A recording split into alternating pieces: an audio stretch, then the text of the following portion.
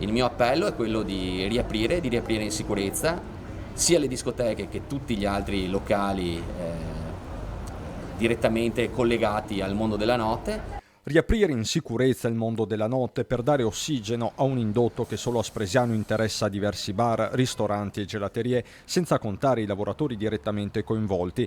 È un vero e proprio appello quello che parte da amministrazione comunale e commercianti, in attesa che nella discoteca, simbolo del territorio, da sempre una delle più grandi a nord-est, si torni a ballare, seppur in sicurezza. La discoteca, ossia nel nostro caso qui a Spresiano l'Odissea, porta proprio un'affluenza di persone nuove che altrimenti magari non avrebbero l'occasione neanche di venire a Spresiano. Abbiamo bisogno di vita mondana, anche noi come locale, tra virgolette, pre-notturno abbiamo bisogno di clienti che comunque passavano prima per fare il caffè piuttosto che il digestivo e quant'altro, e quindi poi aiuterebbe un po' tutti quanti noi qua di Spresiano, la piazza soprattutto, che ad oggi è veramente morta la sera. Proprio per questo lo stesso comune guarda con interesse alle sperimentazioni Covid-free già avvenute in Spagna e Gran Bretagna, ma anche a quelle annunciate in Puglia per l'inizio di giugno a Gallipoli, dove si studia un evento con Green Pass. È importantissimo che riprenda anche la vita di notte, ma che riprenda in locali ben definiti, in modo tale che anche dal punto di vista della sicurezza